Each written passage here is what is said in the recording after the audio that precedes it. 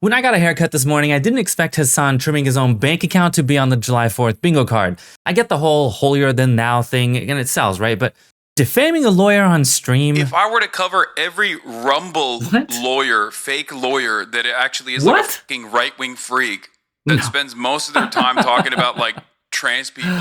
This is insane. Being a lawyer myself, I'm very obviously amused at Hasan's intellectual prowess. And of course, I want to get in on this fight and side with my legal bro. LegalMindset is another attorney. And it's not that he needs my help, but maybe he could use me as like an anger translator or something. I don't know. Look, I'm already off the beaten path on the whole LawTube space. I figured I'd just join in, and he doesn't like the drama, but I do. Most normal people would either defend themselves or admit their faults when they're confronted with bad behavior. But Hasan Piker isn't really a normal person, is he? He's kind of the type of person who would wave a fake toy gun on a live stream and act macho. Now, he's also the type of person who would defame the lawyer who analyzes said waving of fake gun on live stream and think that he's like the smartest guy in the room.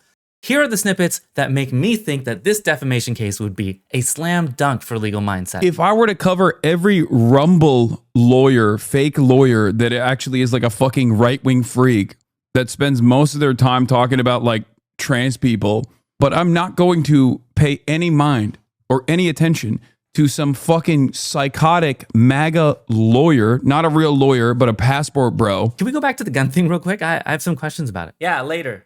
Okay, later. All right. So what does LegalMindset have to prove in order to win a defamation lawsuit against Hasan? Well, if you know me, you know I'm only good at jury trials. So let's take a look at the jury instructions. That is the law that the jurors would have to follow in this lawsuit. Now, I don't know LegalMindset, but I can see here from his Twitter account that he has a little gator and a University of Florida thing. So I'm guessing he would sue in Florida. Think about that.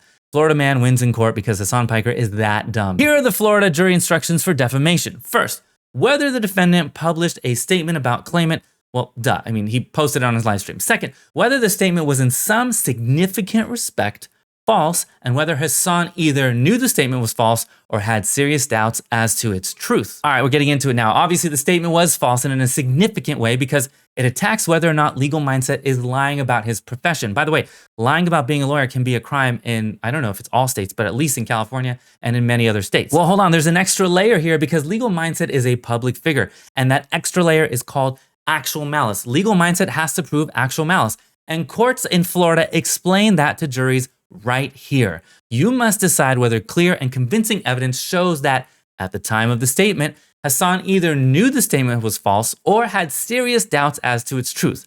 Now that's the ending of that second element that we talked about earlier. So actual malice is incorporated into the jury instruction that I read to you. Obviously, Hasan knew it was false or had serious doubts about it because, come on, the guy is clearly an attorney and holding himself out to be one. He's called LegalMindset. He describes all these legal things for us, and he's wearing a suit, guys. At least I'm not even wearing a suit, all right? So elements 1 and 2 are easily proven. Let's go back to the elements of defamation. Number 3, whether the statement was defamatory. Well, what exactly does that mean? It's right here. A statement is defamatory if it tends to harm claimant's reputation by lowering him in the estimation of at least a substantial blah, blah, blah, blah, blah. Look, it's defamatory because if LegalMindset was a fake lawyer, that would It's defamatory because if LegalMindset was a fake lawyer, that would lower his reputation in the whole YouTube community and the legal community, okay? It could also expose LegalMindset to ridicule, contempt, injury to his business, reputation, occupation. That's literally the point of Hasan's statement. It was designed in a weak way to discredit LegalMindset. Element number 4, whether the defamatory statement was a legal cause of loss, injury, or damage to a claimant. A statement is a legal cause of loss, injury, or damage if it directly and in natural and continuous blah, blah, blah, blah, blah. If Hasan's statement caused injury, then it's a problem for him. But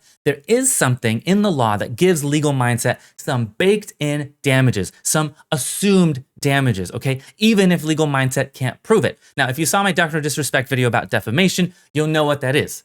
It's called defamation per se. Defamation per se is Latin, and it means, Hasan, you're fucked. Defamation per se is Latin for as it is, meaning LegalMindset doesn't have to prove these damages.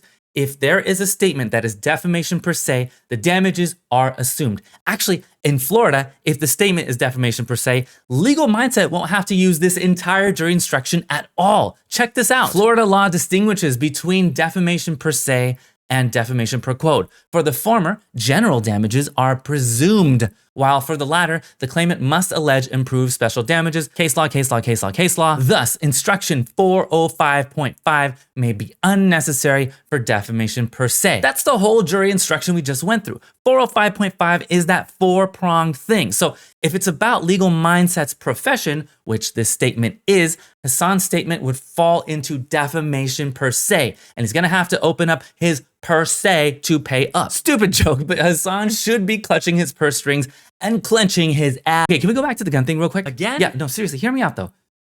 How's that macho? He's threatening them, that's why. Yeah, I know, but it's a toy gun. It's like he's making fun of himself, like he's too chicken to hold a real gun or something. No, and guess what? They didn't even get the real guy. Wait, what? And they didn't even get the real guy. It wasn't even the real guy? No, it wasn't the real guy. He wasn't threatening the real guy. Yeah. I don't know if it's me, but I just feel like this whole circle of creators seems kind of dumb. Like, am I wrong about that? I'm open to being wrong, but like, I just made a video about Ethan Klein suing Frog Baby and Jeans and all those, but now I'm seeing this. So like, someone tell me, what is the appeal of like this crowd? Like, I get that the minions, like the ones who were kind of defending Hasan, like, I get that they could be dumb, but like if the boss, like the big boss is like this, like, I don't know. Look, like I could be wrong. I'm telling you, I could be wrong. But my impression of Hasan from all the clips I've seen is like, he words his sentences like a 13-year-old. He dresses like a 17-year-old, and his ramblings are like a 90-year-old who like could never be wrong and knows everything about the world. Am I not like getting it? So look, maybe it's just me, but if there's no fashion and there's no function, it just seems like there's no fun. And